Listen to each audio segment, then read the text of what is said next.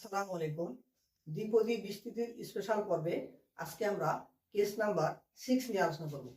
এখানে বলা হয়েছে 1 + x + x³ এর বিস্তৃতিতে x⁵ এর সহগ কত তা নির্ণয় করতে হবে। তো আমরা আগের ক্লাসে সসীম দ্বিপদীর যে বৈশিষ্ট্য করে আসছিলাম তার মধ্যে প্রথম বৈশিষ্ট্য ছিল যে এখানে যে পদগুলো থাকবে বিস্তৃতিতে সবগুলো কি হবে, গুণ আকারে থাকবে। তাই আমি প্রথম বৈশিষ্ট্য লিখে ফেলি।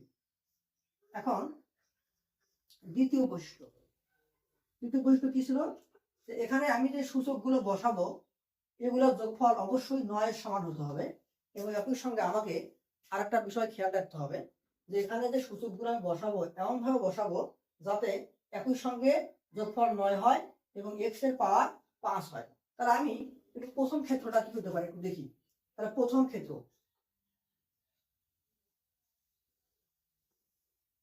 আমি যেটা করব, সব থেকে যে বড় পাওয়ার x³ এর মাত্রার উপরে 0 দিব। তাহলে 0 দিলে এটা হবে 1। আর বাকি যে x থাকে তার মাত্রার উপরে যদি আমি 5 দিই x⁵, তাহলে এই দুটোকে গুণ করলে কিন্তু x এর মাত্রার উপরে 5 চলে আসবে। তাহলে 5 আর 0 কত হলো 5, আর এখানে আছে কত 9। তাহলে আমার যে বাকি 1 আছে তার মাত্রার উপরে 9 কত 5 এর সঙ্গে 4 যোগ করলে 9 হয়, তাহলে এখানে 4 দিতে হবে। তাহলে আমার প্রথম ক্ষেত্রটা এরকম হতে পারে। তাহলে এখন আমি কি করব, সহগ বের করব। আমরা পড়ে আসছিলাম যে সহগ হচ্ছে কি পদের বিন্যাস।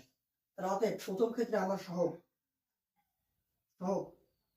পদের বিন্যাস, এখানে পদ আছে 9টা, তার মানে ফ্যাক্টোরিয়াল 9। তার মধ্যে একই রকম আছে 5টা ফ্যাক্টোরিয়াল 5 এবং একই রকম আছে 4টা, তাহলে factorial 4 into 1⁴ into x⁵ into x⁵0। তাহলে এখন যদি আমি এটাকে একটু ক্যালকুলেশন করি তাহলে ফ্যাক্টোরিয়াল 9 এটা হবে 5 ফ্যাক্টোরিয়াল ইন্টু 4 ফ্যাক্টোরিয়াল, আর এখানে কত হবে x⁵ হবে। তাহলে আমাদের একটা প্রথম ক্ষেত্রে সহগ বের হবে। এখন এই যে আমি পাওয়ারগুলো এখানে বসাইছি এগুলো কিন্তু আরো অন্যভাবে বসা যায়। দেখি আমরা দ্বিতীয় ক্ষেত্রে কি হতে পারে। দ্বিতীয়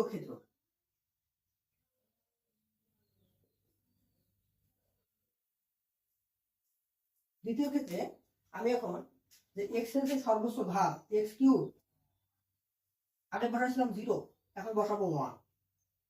তাহলে 1 বসাইলে এখানে কত হবে x³ x⁵ মিলাতে আমাকে এখানে দিতে হবে x²। তাহলে এখানে x⁵ হয়ে গেল। তাহলে এখন 2 আর 1 3, এখানে আছে কত 9। তাহলে 6 এর সঙ্গে 3 যোগ করলে 9 হয়। তাহলে আমার বাকি যে 1 থাকে এখানে আমাকে কি দিতে হবে 6 দিতে হবে। তাহলে আমাদের এটা একটা ক্ষেত্র হতে পারে। তো এই ক্ষেত্রে সহগ কত হবে, অতএব সহগ সমান কি পদের বিন্যাস। এখানে মোট পদ আছে 9টা, তার মধ্যে একই রকম আছে 6টা, আমার ফ্যাক্টোরিয়াল 6, একই রকম আছে 2টা ইন্টু ফ্যাক্টোরিয়াল 2 এবং 1⁶ ইন্টু x² ইন্টু x³। তো আমাদের এটা কিন্তু গুণ করলে কত হবে x⁵ হবে। তার মানে factorial 9 divide by factorial 6 into factorial 2 into x⁵। তাহলে আমাদের কিন্তু সহগ বের হয়ে গেল। এখন আমরা যদি আরো চিন্তা করি, আমি যদি এই সর্বোচ্চ ঘাত x³ এর উপরে 2 দেই তাহলে 3 দুগুণে কিন্তু 6 হয়ে যাবে। তো এখানে যদি 6 হয় আমার বাকি থাকলো আর একটা x, সেখানে আমি 0 1 যাই দিই না কেন আমার কিন্তু ঘাতটা 5 এর বেশি হয়ে যাচ্ছে। তার মানে আর কোনো ক্ষেত্র এখানে সম্ভব না। তাহলে আমাদের দুটা ক্ষেত্রে সহগ বের করলাম। এখন কথা হলো x⁵ এর সহগ চাইছে এখানে। তো এখন আমি যদি তোমাকে বলি যে 2x⁵ এবং 3x⁵, এদের সহগ কত, তখন তুমি কি করবে, এটা যোগ করে দেবো না। কারণ x⁵ এর পাওয়ার সমান হওয়ায় আমরা কি করতে পারি সহগগুলোকে যোগ করতে পারি। যোগ করলে তাহলে আমি কি বলবো, এখানে হবে 5x⁵। অনুরূপ ভাবে আমি যদি এই অপরাধে x⁵ সহগ বের করতে চাই তাহলে তুমি লিখবো যাতে x⁵ এর সহগ অবশ্যই আমাকে কি করতে হবে, এটা এবং এটা যোগ করতে হবে। তার কত হবে factorial 9 divided by factorial 5 into factorial 4, factorial 5 into factorial 4 plus factorial 9 divided by factorial 6 into factorial 2। এটাই আমাদের এই অঙ্কের আনসার। এখন একই রকম আরেকটা অঙ্ক তোমাদের হোমওয়ার্ক দিলাম, তোমরা বাসায় এই অঙ্কটা প্র্যাকটিস করো। এখন আমরা কেস নাম্বার 7 নিয়ে আলোচনা করব।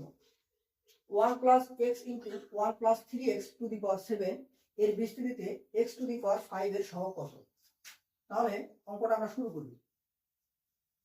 ওইখানে এই দুইটা পদের মধ্যে শুধুমাত্র এটার আমরা বিস্তৃত করব, কারণ এর মাথার উপরে পাওয়ার আছে, এখানে কোনো পাওয়ার নেই।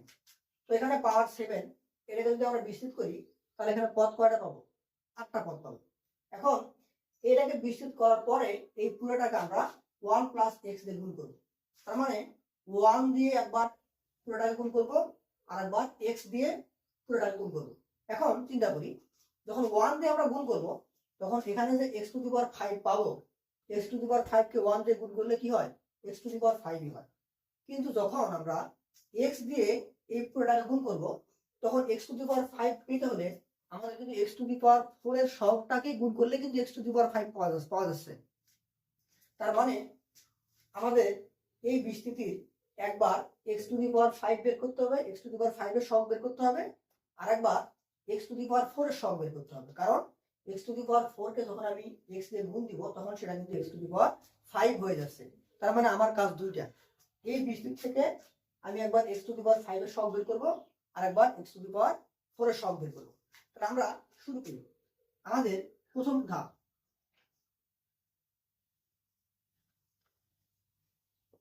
এক্স টু দি পাওয়ার 5 এর ক্ষেত্রে আমরা সসীম দ্বিপদীর যে বৈশিষ্ট্য পড়ে আসছিলাম তার মধ্যে আমাদের প্রথম বৈশিষ্ট্য কি ছিল?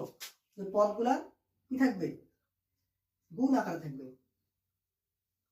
ওকে, দ্বিতীয় বৈশিষ্ট্য কি ছিল? যে এখানে আমি কি বসাবো?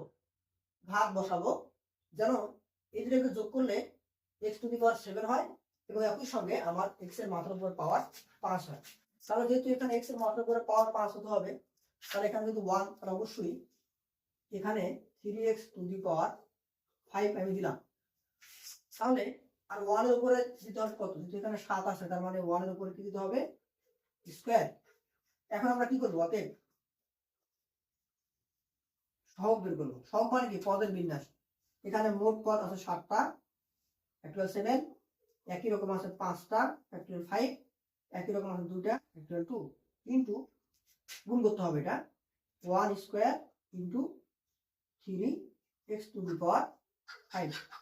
পরবর্তী লাইনে আমি লিখবো যে ফ্যাক্টরিয়াল 7 ফ্যাক্টরিয়াল 5 ইন্টু ফ্যাক্টরিয়াল 2, যেহেতু 1 লেখার দরকার নাই, 3 to the power 5 into x to the power 5, আমাদের x টু দি পাওয়ার 5 এর সহগ বের হবে। পরবর্তীতে আমরা যখন এটা x টু দি পাওয়ার 4 এর যে সহগটা বের করবো সেটাকে আমরা কি করবো? x দিয়ে গুণ করবো, তখন কিন্তু সেটা x টু দি পাওয়ার 5 হয়ে যাবে। তাহলে দ্বিতীয় ধাপে আমরা x টু দি পাওয়ার 4 এর সহগ বের করবো। তাহলে আমরা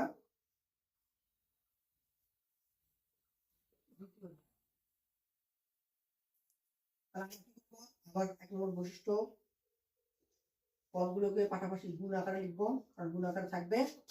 এবারে এখানে ঘাত বসাবো, জানো কি হয়? x টু দি পাওয়ার 4 হয়। তাহলে এটা কার ক্ষেত্রে? এটা অবশ্যই x টু দি পাওয়ার, আমি লিখবো যে x টু দি পাওয়ার 4 এর ক্ষেত্রে, x টু দি পাওয়ার 4 এর ক্ষেত্রে। তাহলে আমাদের 2 নম্বর বৈশিষ্ট্য, তাহলে x টু দি পাওয়ার 4 হতে হবে। তাহলে আমি এখানে 3x টু দি পাওয়ার 4 দিলাম, আর এখানে যেহেতু 7 আছে তাহলে 1 এর উপরে দিতে হবে কত? 1 কিউব। ওকে, তাহলে আমরা এখন কি করবো? অতএব সহগ বের করবো। সহগ মানে কি? পদের বিন্যাস। আর এখানে মোট পদ আছে 7টা, একই রকম আছে 4টা, ফ্যাক্টরিয়াল 4 ভাগ করতে হবে, একই রকম 3টা, ফ্যাক্টরিয়াল 3 ভাগ করতে হবে, কারণ একই রকম থাকলে সেগুলো ভাগ হয়, into 1 cube into 3x to the power 4। ঠিক আছে, এখন যদি আমরা এটাকে আর একটু সুন্দর করে লিখি তাহলে আমরা factorial 7 factorial 4 into factorial 3, 1 cube মানে 1, এটা হবে 3 to the power 4 into x to the power 4। এটাকে যখন আমি এক্স দিয়ে গুণ দিব তখন এটা হয়ে যাবে এক্স টু দি পাওয়ার 5। তাহলে এখন আমরা কি করব, এক্স টু দি পাওয়ার 5 এর সহগ বের করব। একটা জিনিস মাথায় রাখবা, যদি একই টার্মের একাধিক পদ হয় তাহলে উত্তর হবে তাদের যোগফল। কারণ আমরা একটু আগে দেখলাম 2x টু দি পাওয়ার 5, যেমন আমি আবার দেখাই, যদি এরকম হয় plus 3x to the power 5, তুমি কি করবা, এটাকে লিখবা 5x টু দি পাওয়ার 5, তাহলে যোগ করে দিবা, কারণ একই রকম হলে সবগুলো কি হয়, যোগ হয়। তার মতে x টু দি পাওয়ার 5 এর, তাহলে এখন কি করবো, এটার সঙ্গে এই যে এটা যোগ করে দেবো। এখানে সহগ কোনটা, এই যে এটা, এখানে আমার সহগ কোনটা, এই যে লাল মার্ক করা এটা আমার সহগ। এখন আমরা যোগ করে দিই, তাহলে 7 factorial divided by 5 factorial into 2 factorial into 3 to the power 5 plus 7 factorial 4 factorial divided by 4 factorial into 3 factorial গুণন 3 টু দি পাওয়ার 4। তাহলে এটা আমাদের x টু দি পাওয়ার 5 এর সহগ। ধন্যবাদ সবাইকে।